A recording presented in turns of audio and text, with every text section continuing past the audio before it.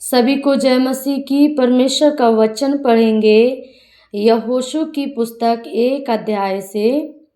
तो हम आगे जानेंगे वचनों में कि जो परमेश्वर का दास मूसा है, उसकी मृत्यु होने के बाद परमेश्वर यहोशू को इजरायलियों की अगुवे के रूप में कैसे नियुक्त करते हैं। आमीन, हालेलुया। और बहुत सारी ऐसी बातें हैं जो परमेश्वर अपने लोगों से कहते हैं, अपने उस वादे के बारे में बताते हैं। परमेश्वर जो इजरायलियों को जो देश देने के लिए परमेश्वर ने वादा किया था। आमीन, हालेलुया। और राहाब वेश्या वो कैसे बची, परमेश्वर ने उसे कैसे बचाया, ये सारी बातें हम इन वीडियो में जानेंगे। तो वीडियो में लास्ट तक बने रहिए। परमेश्वर आपको आशीष दे। तो वीडियो शुरू करते हैं। यहोशू को परमेश्वर की आज्ञा।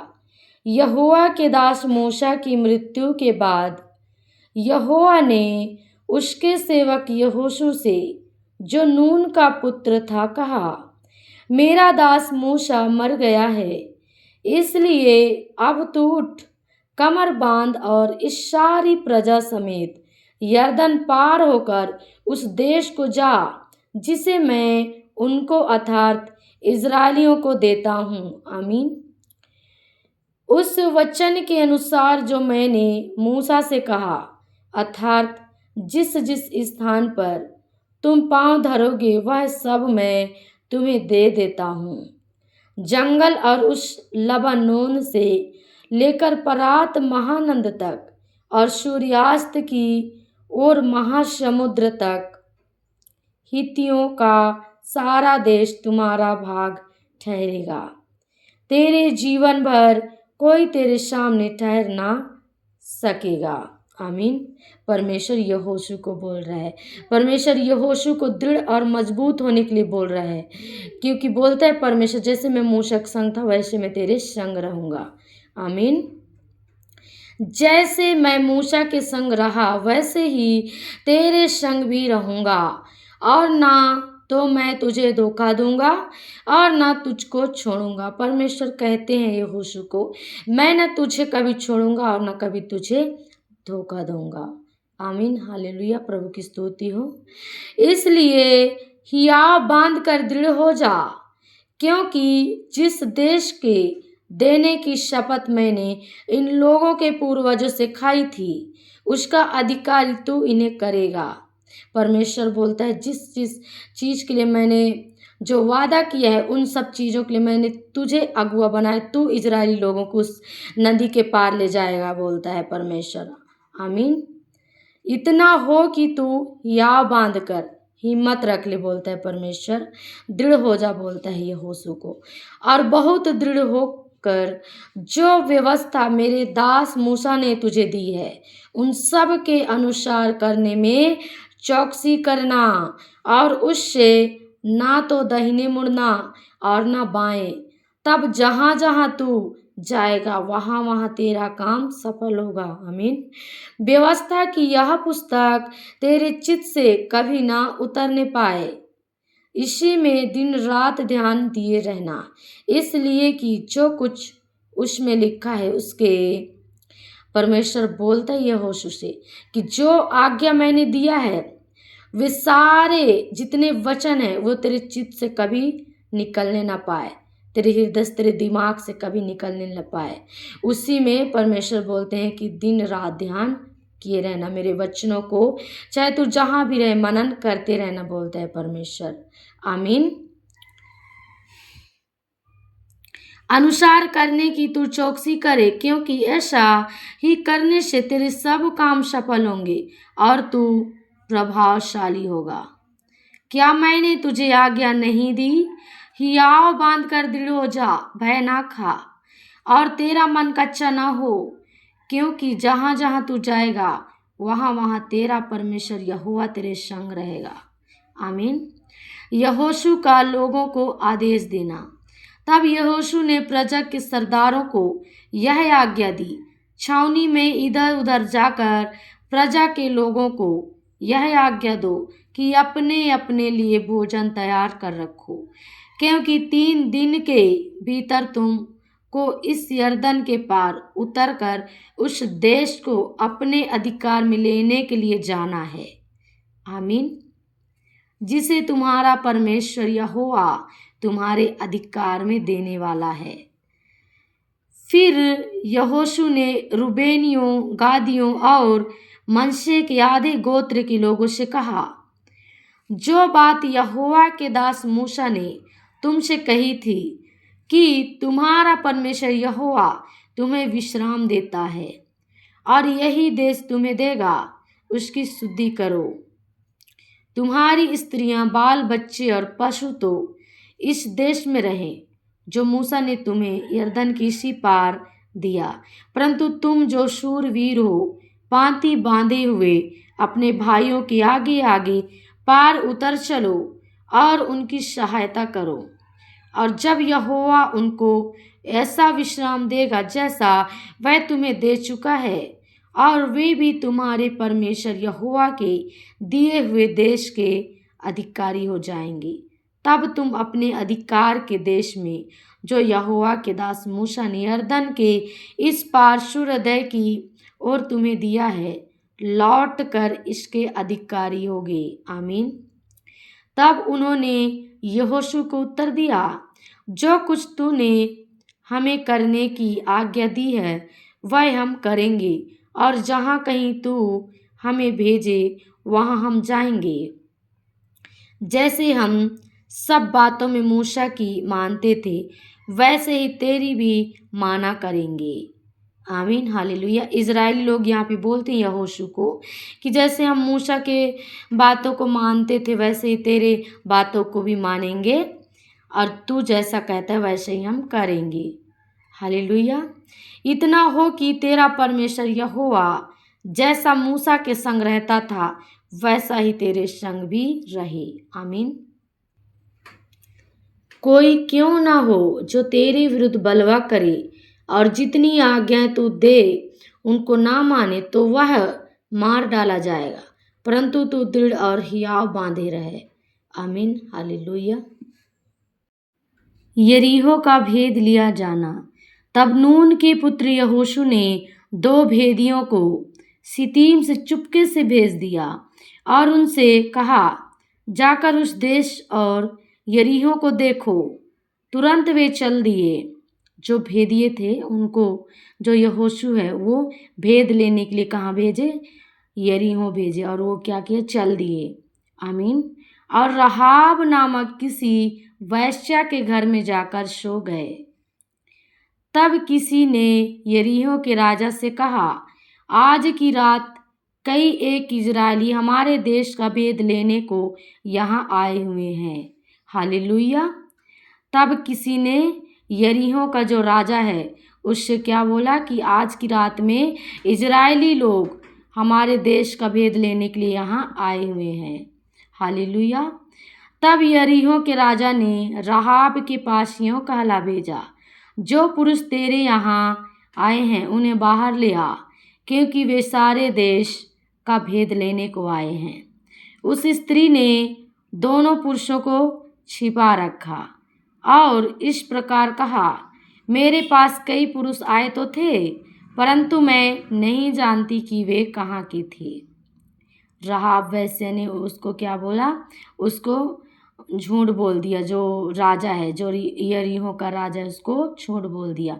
बोली कि कई पुरुष तो आए थे मेरे पास, लेकिन मैं उन्हें नहीं जानती वो कहाँ से आए थे करके। हालेलुया। और जब अंधेरा हुआ और फाटक बंद होने लगा, तब वे निकल गए। मुझे मालूम नहीं कि वे कहाँ गए। तुम फुर्ती करके उनका पीछा करो तो उन्हें जा पकड़ोगे। उसने उनको घर की छत पर चढ़ाकर शनई की लकड़ियों के नीचे छिपा दिया था, जो उसने छत पर सजा कर रखी थी। वे पुरुष तो यरदन का मार्ग ले उनकी खोज में घाट तक चले गए, और जो ही उनको खोजने वाले फाटक से निकले, त्यों ही फाटक बंद किया गया। ये लेटने ना पाए थे कि वह स्त्री छत पर इनके पास जाकर इन पुरुषों से कहने लगी, मुझे तो निश्चय है कि यहोवा ने तुम लोगों को यह देश दे दिया है। यहाँ पे जो वो राहाब वैश्या है, वे उन पुरुषों को जो भेद लेने गए थे उनको बोल रही है कि मुझे तो मालूम है, मुझे तो निश्चय मालूम है कि यहोवा परमेश्वर ने तुम लोगों को इस देश को दे दिया है। आमीन, हालेलुया। और तुम्हारा भय हम लोगों के मन में समाया है और इस देश के सब निवासी तुम्हारे कारण घबरा रहे हैं, क्योंकि हमने सुना है कि यहोवा ने तुम्हारे मिस्र से निकलने के समय तुम्हारे सामने लाल समुद्र का जल सुखा दिया और तुम लोगों ने सिहोन और ओग नामक, यहाँ पे बोलते हैं वचन, वो जो राहाब वैसे है वो बोल रही है उस बेदियों को बोल रही है कि तुम्हारे कारण परमेश्वर ने जो तुम्हारे लिए उस लाल समुद्र को दो भाग किया और बहुत से बड़े बड़े काम किया, उन कामों को सुनकर हमारे जो यहाँ के लोग हैं उनका मन सब घबरा गया है, बोलते हैं हालेलुया, वो डर रहे हैं, बोलता है आमीन। यरदन पार रहने वाले एमोरियों के दोनों राजाओं का सत्यानाश कर डाला है, और यह सुनते ही हमारा मन पिघल गया और तुम्हारे कारण किसी के जी में जी ना रहा, क्योंकि तुम्हारा परमेश्वर यहोवा ऊपर के आकाश का और नीचे की पृथ्वी का परमेश्वर है। आमीन, हालेलुया, प्रभु की स्तुति हो। अब मैंने जो तुम पर दया की है, इसलिए मुझसे यहोवा की शपथ खाओ कि तुम भी मेरे पिता के घराने पर दया करोगे, और इसका सच्चा चिन्ह मुझे दो कि तुम मेरे माता पिता, भाइयों और बहनों को और जो कुछ उनका है उन सबों को भी जीवित रख छोड़ो। जो राहाब वेश्या है वो भेदियों को बोलती है कि जैसे मैंने तुम पर दया दिखाई है, वैसे ही तुम भी उस समय जब तुम इस देश को आओ तब तुम मेरे परिवारों के ऊपर दया दिखाना, बोलती है आमीन। और हम सबों का प्राण मरने से बचाओगे। तब उन पुरुषों ने उससे कहा, यदि तू हमारी यह बात किसी पर प्रकट ना करे तो तुम्हारे प्राण के बदले हमारा प्राण जाए, और जब यहोवा हमको यह देश देगा तब हम तेरे साथ कृपा और सच्चाई से बर्ताव करेंगे। तब राहाब, जिसका घर शहर पनाह पर बना था और वह वहीं रहती थी, उसने उनको खिड़की से रस्सी के बल उतार के नगर के बाहर कर दिया। आमीन, हालेलुया। और उसने उनसे कहा, पहाड़ को चले जाओ, ऐसा ना हो कि खोजने वाले तुमको पाएं। बोलती है उन भेदियों को कि तुम पहाड़ की ओर चले जाओ, कहीं ऐसा ना हो जाए कि जो तुम्हें खोज रहे हैं, जो यरीहो का राजा है तुम्हें खोजने के लिए भेजा है अपने लोगों को, वे तुम्हें पा न ले, इसीलिए तुम पहाड़ को चले जाओ, बोलती है राहाब। आमीन। लौट न आए तब तक, अर्थात 3 दिन तक वहीं छिपे रहना, उसके बाद अपना मार्ग लेना। 3 दिन तक वहीं पहाड़ में छिपे रहना, बोलती है। उन्होंने उससे कहा, जो शपथ तूने हमको खिलाई है उसके विषय में हम तो निर्दोष रहेंगे। सुन, जब हम लोग इस देश में आएंगे तब जिस खिड़की से तूने हमको उतारा है उसमें यही लाल रंग के सूत की डोरी बांध देना। वो भेदिए बोलता है कि राहाब को, जिस खिड़की से तूने हमें बाहर निकाला है उसी में तू लाल रंग के एक सूत की डोरी बांध देना, बोल रहा है। और अपने माता पिता, भाइयों वरन अपने पिता के सारे घराने को इसी घर में अपने पास इकट्ठा कर रखना। तब जो कोई तेरे घर के द्वार से बाहर निकले उसके खून का दोष उसी के सिर पड़ेगा और हम निर्दोष ठहरेंगे। परंतु यदि तेरे संग घर में रहते हुए किसी पर किसी का हाथ पड़े तो उसके खून का दोष हमारे सिर पड़ेगा। फिर यदि तू हमारी यह बात किसी पर प्रकट करे तो जो शपथ तूने हमको खिलाई है उससे हम स्वतंत्र ठहरेंगे। उसने कहा, तुम्हारे वचनों के अनुसार हो। तब उसने उनको विदा किया और वे चले गए, और उसने लाल रंग की डोरी को खिड़की में बांध दिया। वे जाकर पहाड़ पर पहुंचे और वहां खोजने वालों के लौटने तक अर्थात 3 दिन तक रहे, और खोजने वाले उनको सारे मार्ग में ढूंढते रहे और कहीं न पाया। तब वे दोनों पुरुष पहाड़ से उतरे और पार जाकर नून के पुत्र यहोशू के पास पहुंचकर जो कुछ उन पर बीता था उसका वर्णन किया। जो भेदिए हैं वे क्या किए? यहोशू के पास जाकर जो कुछ उनके साथ हुआ वो सब यहोशू को बता दिया। और उन्होंने यहोशू से कहा, निस्संदेह यहोवा ने वह सारा देश हमारे हाथ में कर दिया है। आमीन। फिर इसके सिवाय उसके सारे निवासी हमारे कारण घबरा रहे हैं। वो भेदिए हैं, वो बोल रहा है यहोशू से कि जो वो देश है वो देश को परमेश्वर ने हमें दे दिया है, हमारे हाथ में कर दिया है, और वहाँ के जो लोग हैं वे भी हमारे कारण घबरा रहे हैं। उन लोगों परमेश्वर ऐसा कर दिया है कि उन लोगों को डर रहे हैं। जो यरीहो के लोग हैं वे उन इजरायलियों से डर रहे हैं। परमेश्वर ने किया है। हालेलुया। इजरायलियों का यरदन पार करना। यहोशू सवेरे उठा और सब इजरायलियों को साथ ले शितीम से कूच कर यरदन के किनारे आया, और वे पार उतरने से पहले वहीं टिक गए। और 3 दिन के बाद सरदारों ने छावनी के बीच जाकर प्रजा के लोगों को यह आज्ञा दी, जब तुमको अपने परमेश्वर यहोवा की वाचा का संदूक और उसे उठाए हुए लेवीय याजक भी देख पड़े, तब अपने स्थान से कूच करके उसके पीछे पीछे चलना। परंतु उसके और तुम्हारे बीच में 2000 हाथ के लगभग अंतर रहे। तुम संदूक के निकट ना जाना, ताकि तुम देख सको कि किस मार्ग से तुमको चलना है, क्योंकि अब तक तुम इस मार्ग पर होकर नहीं चले।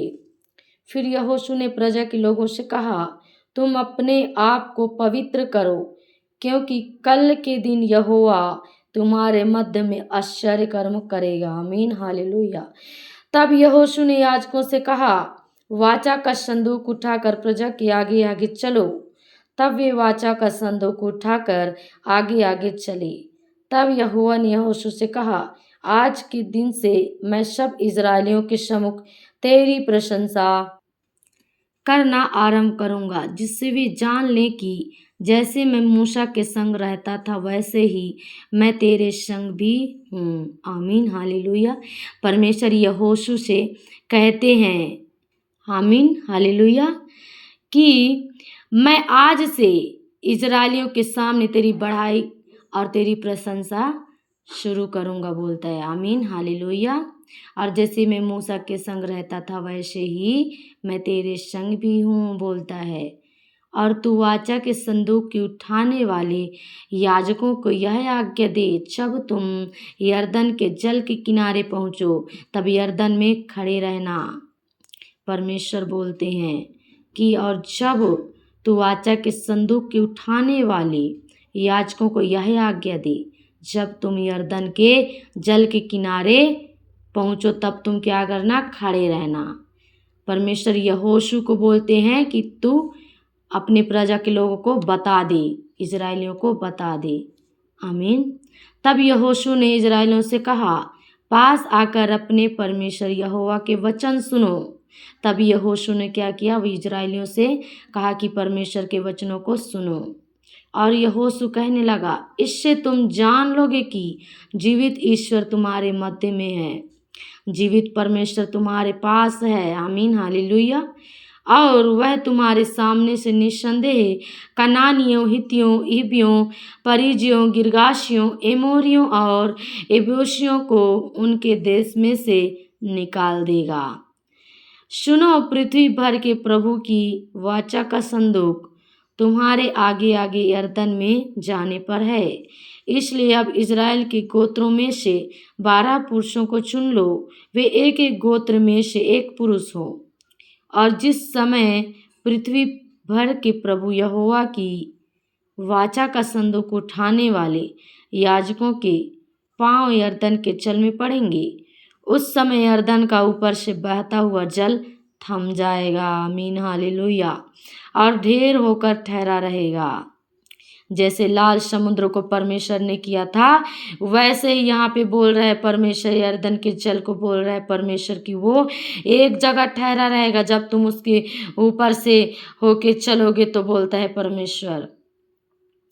इसलिए जब प्रजा के लोगों ने अपने डेरों से यरदन पार जाने को कूच किया और याजक वाचा का संदूक उठाए हुए प्रजा के आगे आगे चले और संदूक के उठाने वाले यरदन पर पहुंचे और संदूक के उठाने वाले याजकों के पांव यरदन तीर के जल में डूब गए।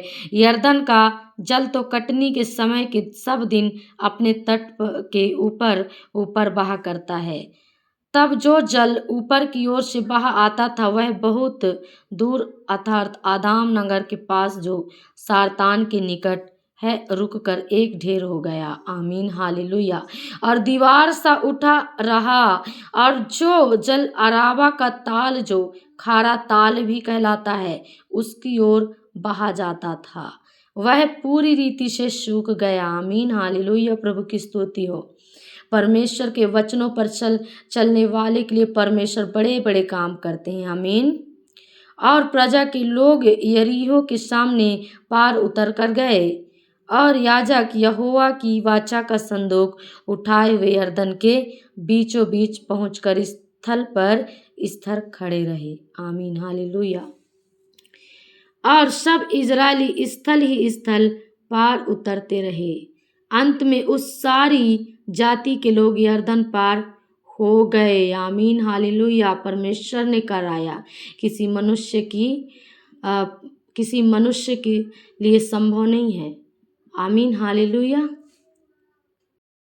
स्मृति के 12 पत्थर।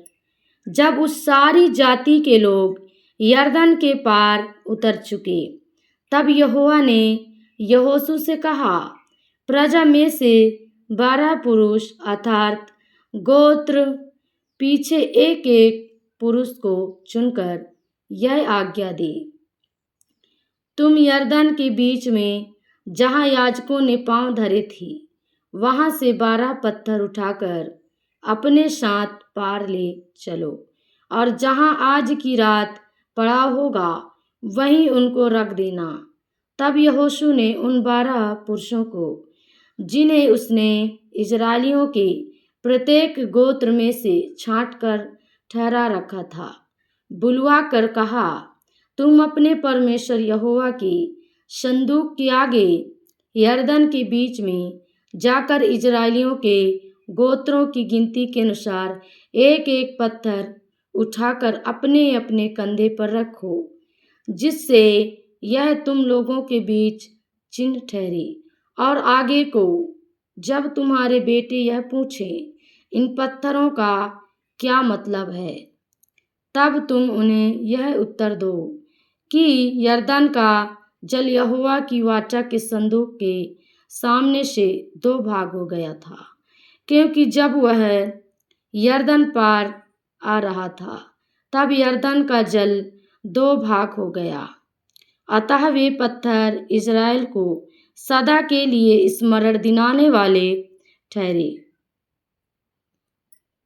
तब तुम उन्हें यह उत्तर दो कि यरदन का जल यहोवा की वाचा के संदूक के सामने से 2 भाग हो गया था, क्योंकि जब वह यरदन पार आ रहा था तब यरदन का जल 2 भाग हो गया। अतः वे पत्थर इज़राइल को सदा के लिए स्मरण दिलाने वाले ठहरेंगे। यहोशू की इस आज्ञा के अनुसार इज़राइलियों ने किया, जैसा यहोवा ने यहोशू से कहा था, वैसा ही उन्होंने इज़राइली गोत्रों की गिनती के अनुसार 12 पत्थर यरदन के बीच में से उठा लिए और उनको अपने साथ ले जाकर पड़ाव में रख दिया और यरदन के बीच जहाँ याजक वाचा के संदूक को उठाए हुए अपने पांव धरे थे, वहाँ यहोशू ने 12 पत्थर खड़े कराए। वे आज तक वहीं पाए जाते हैं और याजक संदूक उठाए हुए उस समय तक यरदन के बीच खड़े रहे जब तक वे सब बातें पूरी ना हो चुकी जिन्हें यहोवा ने यहोशू को लोगों से कहने की आज्ञा दी थी। तब सब लोग फुर्ती से पार उतर गए और जब सब लोग पार उतर चुके तब याजक और यहोवा का संदूक भी उनके देखते पार हुए। और रूबेनी, गादी और मनश्शे के आधे गोत्र के लोग मूसा के कहने के अनुसार इस्राएलियों के आगे पाँति बांधे हुए पार गए, अर्थात कोई 40,000 पुरुष युद्ध के हथियार बांधे हुए संग्राम करने के लिए यहोवा के सामने पार उतरकर यरीहो के पास के अराबा में पहुँचे।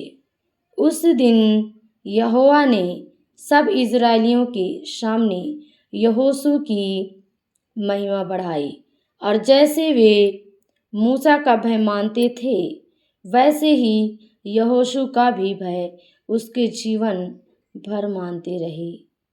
तब यहोवा ने यहोशू से कहा, साक्षी का संदूक उठाने वाले याजकों को आज्ञा दे कि यरदन में से निकल आए।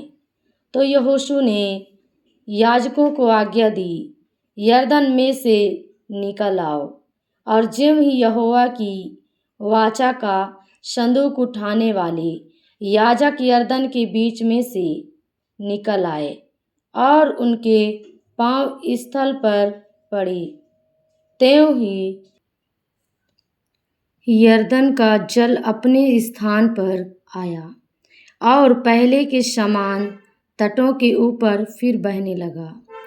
पहले महीने के 10वें दिन को प्रजा के लोगों ने यरदन में से निकलकर यरीहो की पूर्वी सीमा पर गिलगाल में अपने डेरे डाले और जो 12 पत्थर यरदन में से निकाले गए थे उनको यहोशू ने गिलगाल में खड़े किए। तब उसने इस्राएलियों से कहा, आगे को जब तुम्हारे बाल बच्चे अपने अपने पिता से यह पूछें, इन पत्थरों का क्या मतलब है, तब तुम यह कहकर उनको बताना, इस्राएली यरदन के पार स्थल ही स्थल चले आए थे, क्योंकि जैसे तुम्हारे परमेश्वर यहोवा ने लाल समुद्र को हमारे पार हो जाने तक हमारे सामने से हटाकर सूखा रखा था, वैसे ही उसने यरदन का भी जल तुम्हारे पार हो जाने तक तुम्हारे सामने से हटाकर सूखा रखा, इसलिए कि पृथ्वी के सब देशों के लोग जान ले कि यहोवा का हाथ बलवंत है। आमीन, हालेलुया। और तुम सर्वदा अपने परमेश्वर यहोवा का भय मानते रहो। इस्राएलियों का खतना किया जाना और फसह मानना। जब यरदन के पश्चिम की ओर रहने वाले एमोरियों के सब राजाओं ने और समुद्र के पास रहने वाले कनानियों के सब राजाओं ने यह सुना कि यहोवा ने इस्राएलियों के पार होने तक उनके सामने से यरदन का जल हटाकर सूखा रखा है, तब इस्राएलियों के डर के मारे उनका मन घबरा गया और उनके जी में जी ना रहा। उस समय यहोवा ने यहोशू से कहा, चकमक की छुरियां बनवाकर दूसरी बार इस्राएलियों का खतना करा दे।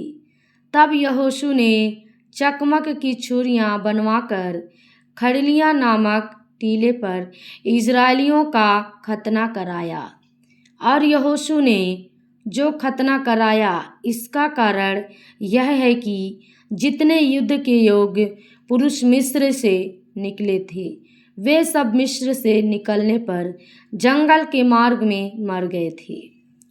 जो पुरुष मिस्र से निकले थे उन सब का तो खतना हो चुका था, परंतु जितने उनके मिस्र से निकलने पर जंगल के मार्ग में उत्पन्न हुए उनमें से किसी का खतना ना हुआ था, क्योंकि इज़राइली तो 40 वर्ष तक जंगल में फिरते रहे जब तक उस सारी जाति के लोग अर्थात जितने युद्ध के योग्य लोग मिस्र से निकले थे वे नष्ट ना हो गए, क्योंकि उन्होंने यहोवा की ना मानी थी। इसलिए यहोवा ने शपथ खाकर उनसे कहा था कि जो देश मैंने तुम्हारे पूर्वजों से शपथ खाकर तुम्हें देने को कहा था और उसमें दूध और मधु की धाराएं बहती हैं, वह देश मैं तुमको नहीं दिखाने का। तो उन लोगों के पुत्र जिनको यहोवा ने उनके स्थान पर उत्पन्न किया था उनका खतना यहोशू से कराया, क्योंकि मार्ग में उनके खतना न होने के कारण वे खतना रहित थे। और जब उस सारी जाति के लोगों का खतना हो चुका तब वे चंगे हो जाने तक अपने अपने स्थान पर छावनी में रहे। तब यहोवा ने यहोशू से कहा, तुम्हारी नाम धराई जो मिस्रियों में हुई है उसे मैंने आज दूर की है। इस कारण उस स्थान का नाम आज के दिन तक गिलगाल पड़ा है। इसलिए इज़राइली गिलगाल में डेरे डाले रहे और उन्होंने यरीहो के पास के अराबा में पूर्णमासी की संध्या के समय फसह माना। और फसह के दूसरे दिन वे उस देश की उपज में से अख़मीरी रोटी और उसी दिन से भुना हुआ दाना भी खाने लगे। और जिस दिन वे उस देश की उपज में से खाने लगे उसी दिन सवेरे को मन्ना बंद हो गया और इज़राइलियों को आगे फिर कभी मन्ना ना मिला, परंतु उस वर्ष उन्होंने कनान देश की उपज में से खाया। यहोशू और तलवार लिए हुए एक पुरुष। जब यहोशू यरीहो के पास था तब उसने अपनी आंखें उठाई और क्या देखा कि हाथ में नंगी तलवार लिए हुए एक पुरुष सामने खड़ा है। और यहोशू ने उसके पास जाकर पूछा, क्या तू हमारी ओर का है या हमारे बैरियों की ओर का? तब उसने उत्तर दिया, नहीं, वरन मैं यहोवा की सेना का प्रधान होकर अभी आया हूँ। तब यहोशू ने पृथ्वी पर मुंह के बल गिरकर दंडवत किया और उससे कहा, अपने दास के लिए मेरे प्रभु की क्या आज्ञा है? यहोवा की सेना के प्रधान ने यहोशू से कहा, अपनी जूती पांव से उतार डाल, क्योंकि जिस स्थान पर तू खड़ा है वह पवित्र है। तब यहोशू ने वैसा ही किया। हालेलुया, प्रभु की स्तुति हो। तो आज का वचन यहीं तक पढ़ेंगे। प्रभु आप सभी को आशीष दे। सभी को जय मसीह की।